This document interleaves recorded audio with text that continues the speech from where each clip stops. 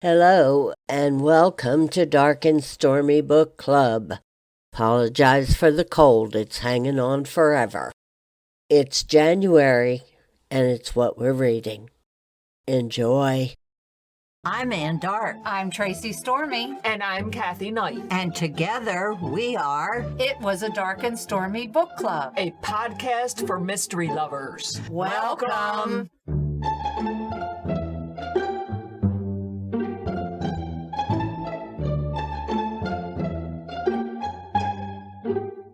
If you enjoy our show, please consider contributing to the Dark and Stormy Patreon. By becoming a patron, you will help us create better and quality content. There are also benefits to becoming a patron, such as exclusive content and Dark and Stormy merchandise. Become a supporter at patreon.com/darkandstormybc. Check our website for the link. We appreciate any and all contributions. Thank you.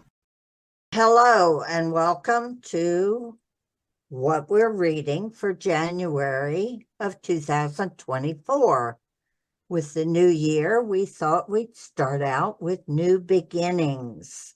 So, Misty, do you want to go first? Sure.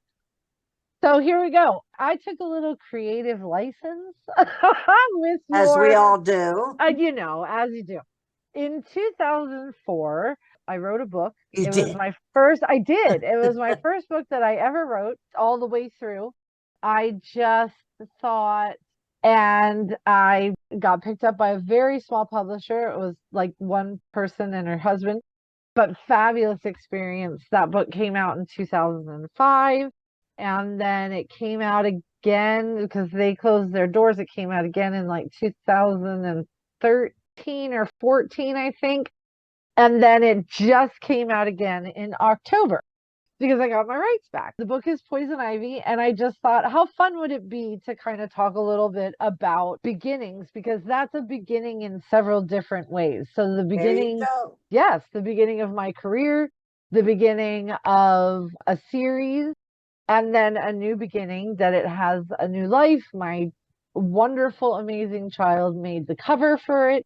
It was fascinating because I had to read through this thing again just to make sure that the references were still valid, because it did get written in 2004. I did totally giggle, though, over one thing where I said, she's got a flip phone.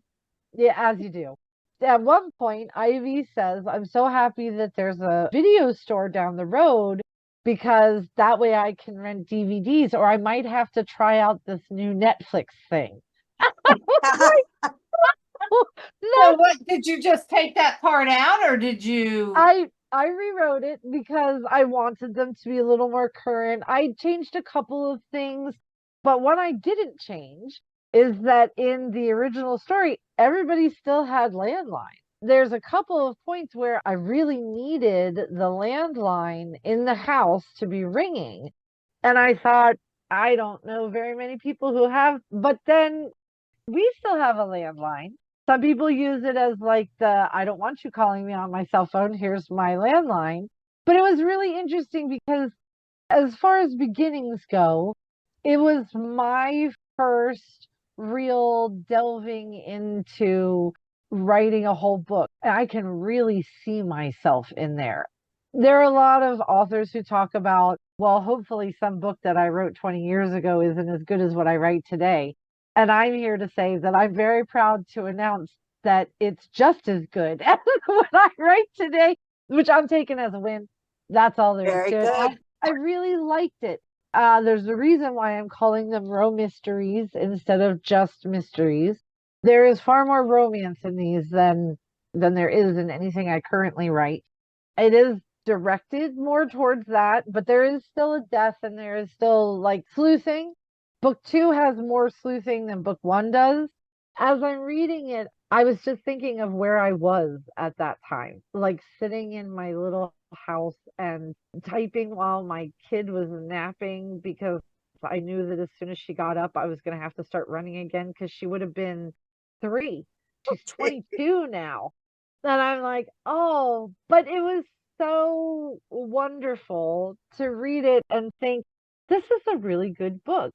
Ivy, at the beginning of Ivy, so beginning, she has just moved from California, where she has lived in her father's house her entire life. Her mom passed away when she was 10, and she has had the same pink room since she was 10 years old. She's still dinner for her dad. She has never left him. Now, she has sisters that are all named after flowers, so she calls them the bouquet because she's Ivy. So, of course, she did not get the cool name. Everybody else got cool names. And she is very unsure of herself. She completely and utterly lacks a backbone. If you ask her to do anything, it doesn't matter if it's not in her best interest. She's off and running to do it. Everything in her life is brown. Her car, her clothes, her underwear, her bras, her blankets, everything is brown because one person complimented her years ago on a brown shirt that she wore. And so being able to watch her move into other colors and starting in a house where it's just her, and then also inheriting a business from her great aunt that's a costume shop that she has no idea what she's doing with. It was really fun. It was a bunch of different beginnings. The second one just came out, and I'm like, I cannot wait for people to read these because they're hysterical to me. I know I'm biased. I tend to know when hysterical is happening. Yeah, so my beginning When your was, own book can make you giggle, that's a good thing. That it is a really good thing. is. It really is. Well, in book 2, I totally forgot about this, although it comes up sometimes. So in book 2, she actually has to rake leaves for the first time. And she's not excited about that. So she goes and gets her shop vac and vacuums the lawn. And she's so excited that people are stopping by and waving to her because she thinks that they're accepting her into society, when really they're just wondering when the woman who does not know how to do anything is going to move. It's a fun dynamic. Ivy is brand new to everything. As far as beginnings go, it was a really good beginning, and I am very excited to still be here doing this 22 years later. You're glad you're doing it too. Oh, thank you. Yes, I we are. appreciate that. Yeah, so that was my beginning. My book review, 5 out of 5. Highly recommend. Go run and buy it now. Don't miss out. Go get yourself a It poison won't come ivy. out again. Let's see. Now, are the older copies considered collector's items? 'Cause You know what? I have no idea. I once found one of my books online, and I am not kidding you. It was A Mother's Heart, which is no longer available. It's been out of print since probably 2010. Someone was selling it for $4,356.28. And I was like, if you get that kind of money for that book, I better get something off of that. I'm sure it was some sort of money scheme or something, but I was like, I will be interested to see if any of because there's now 3 different covers. Which one do you have? Because the third book, when that comes out, I actually have that cover tattooed on my back. So I'm going to have to think about whether or not I want to put the next one next to it. Very good. So what did you guys read? Kensington sent us a book late last year, and it's called What Waits in the Woods by Ooh. Terry Parlato.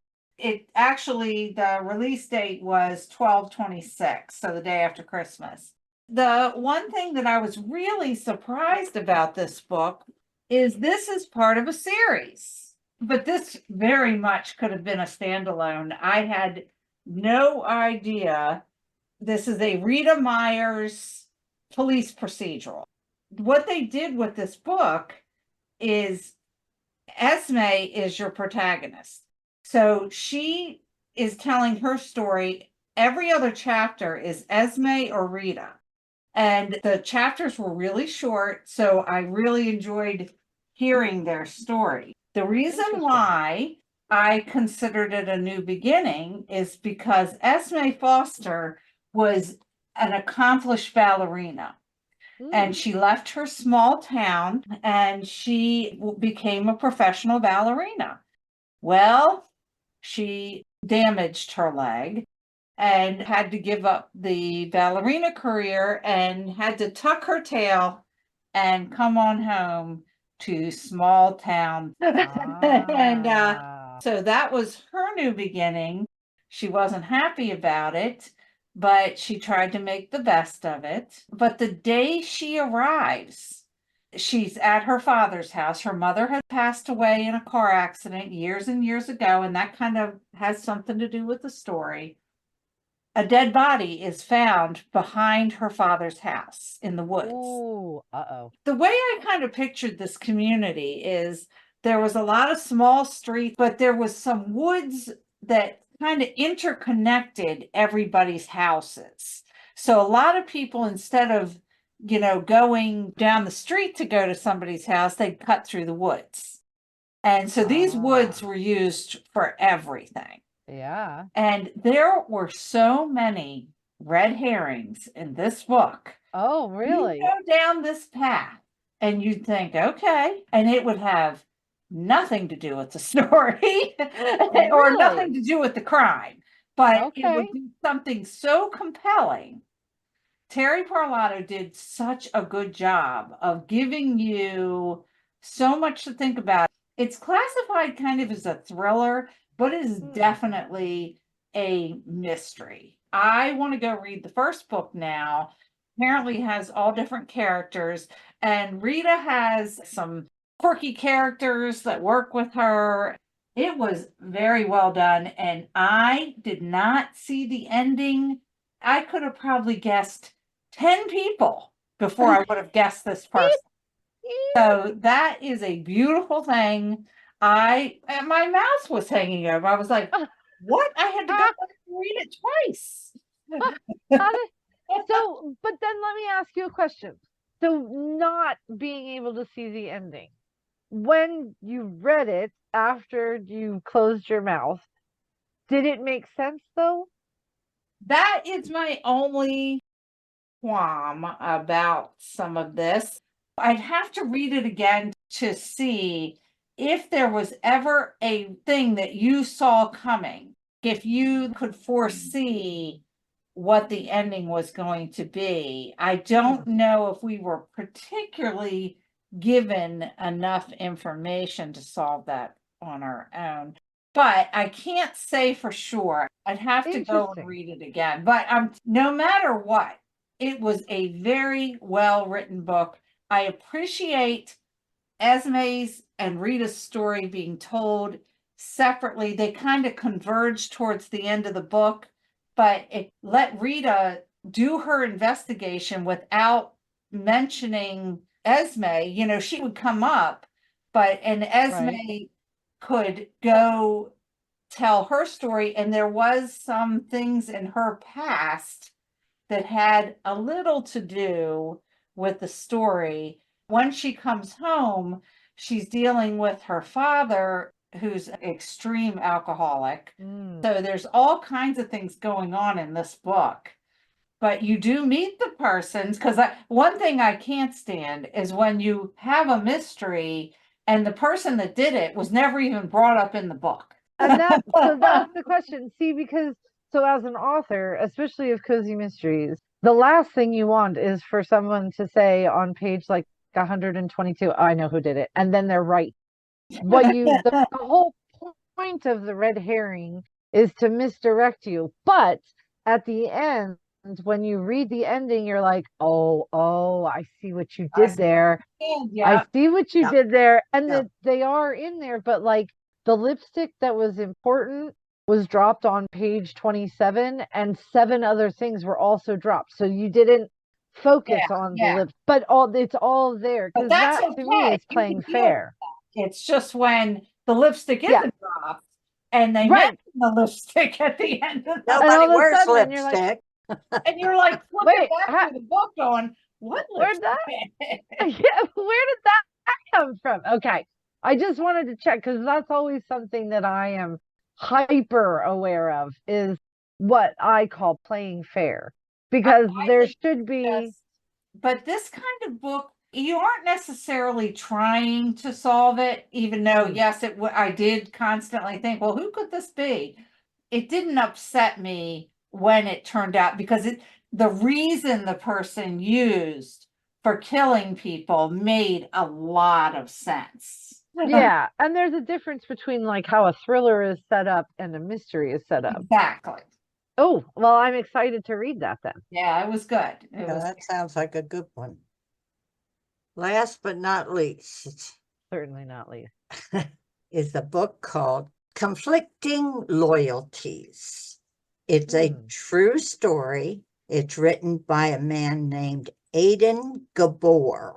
It was put out in September of 2023 by Skyhorse Publishing. Aiden Gabor was raised in New Jersey, and he was a punk. He was a juvenile delinquent who, after school and on holidays, he was kind of running errands for the mob boss that lived in their area. He would take packages, quote packages, and pick up money, and nothing serious, but they were definitely crimes. Well, in the meantime, he was in high school. Well, one day he goes to school and he's walking, and the teacher says, somebody's here to see you. Well, it was two policemen. They informed him that he was going to go to prison for the rest of his life. A good day. Yeah. So they said the Department of Justice will give you an out if you become an informant for them and put away these mob people. Well, he didn't want to, and he didn't want to, but he had to start his whole life over as an informant against all the people that he grew up with. Did you say what year this was? It was in the 80s, I believe. Oh, okay. He started with things that weren't so bad and just kept working up and up and up. He never liked it. He never wanted to do it, but it was the way to stay out of prison. It was only him and his mother. His father had worked for the mob when he was younger, but he was long out of the picture. So he didn't want his mother to have to live on her own with no way of supporting herself. He agreed to do this. Well, he put away quite a few of the local mob people, murderers. He never got caught, but then at the end of this book, he tells them, okay, I've done my bit. I've done what you asked. I was an informant. I did it. I'm over it. I want out. So they agreed to get him out. Then he's married and has children, and then he finds out he has to start over all over again Oh my goodness. because he has ALS. Oh, wow. Talk about, that's not the kind of start over you want to do. Right, it definitely not. But that's how this book ends. He's just found out that he has ALS and how he's going to fight it. I hope things work out for him. Wow. Yeah, It says he wants to find peace after a life of violence. It was just a very easy read.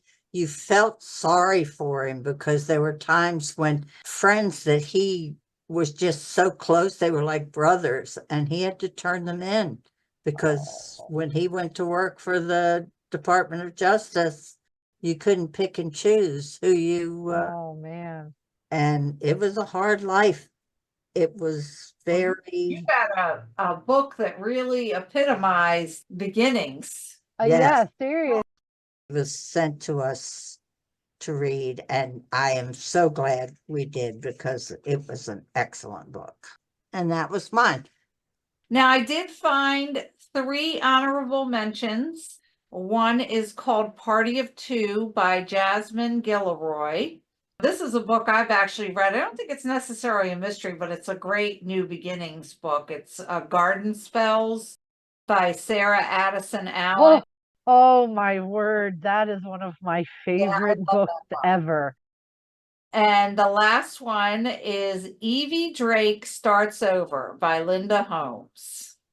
Okay. So out of the three that we mentioned, especially Misty's, Seriously, 15 out of 10. definitely pick those up. And then those three I mentioned. Now we started a new feature, Misty, and if you're not ready for this, we can skip you this week. Okay. What are you currently reading? Oh, currently I am reading a book on writing cozy mystery. Oh, well, that's awesome. Okay. Remember the name of it? So it's called Writing the Cozy Mystery by Nancy J. Cohen. I've had it for a very long time. It came out in 2018. Every couple of books, I'll pick it up and look through it again just to make sure that there's nothing that in my pursuit of being funny, I also forgot to red herring. Or in my pursuit of red herrings, I forgot to make sure that it makes sense at the end. Oh, It's like a refresher course. absolutely. Well, are you ready for this? I'm Yeah. currently reading a book called A Good House for Children. Oh, It is, wait till you hear this classification, oh goodness. a feminist gothic ghost story. It is so, Wow. oh my gosh. It takes place in 2017 and also in the same house, a story that happened in 2078. Oh, So it is so good. It's by Kate Collins, and I can't put it down. It's so good. that's fabulous. Mom, what are you reading? I am reading 2 books. Well, I'm reading more than that, but Yeah. Well, the first book I'm reading, I'm almost finished with it. It's called Seed, and it is by Anya Allborn. It is Stephen King meets the devil, Oh, and interesting. it is really good. it sounds good. And then the other one I'm reading is Calico by Lee Goldberg. Oh, I want to read that. I It definitely. is so good. I just started it yesterday, but it is very, very well done. Oh, well, Good Fabulous. old Lee, he always comes through. There you go. Sometimes you go with the ones that you know you're going to enjoy. I Well, don't that's mind it. branching out sometimes, but there are times I want a guarantee that I am going to love this book and that I'm not going to be like, really? Because I don't ever want to be like that. But Well, sometimes I'll take chances, but Yeah. sometimes I want the absolute guarantee of, okay, I'm going to like this. the reason I read that was because I tried to read a book. It was sent to us by one of our publishers. Someone. It was okay, but I just could never get into it. I would fall asleep 10 minutes after I'd start reading it, and I just kept trying and trying, and I couldn't. So I wanted to read something I knew I was going to enjoy. Absolutely. Well, I will tell you this, for those of you that do not do TikTok, the problem with TikTok is there's so many people recommending books that I'm like, I have a list. I want that, I want to read that, and I want to read that. And Yeah. so there are kind of like how I want to do this podcast. I want people to feel the same thing. Yeah. Like that they're going to be like, oh, I must put that on my list. How about that too? TBR list. Yeah. Yes. Sometimes those stand 6 to 8 feet tall. Definitely. Well, that gives her 3 books to read and a few others. I said a lot of suggestions. A lot of suggestions. And so we will be back next week. Look forward to that. And remember, Life would be boring without a little mystery. Bye. bye.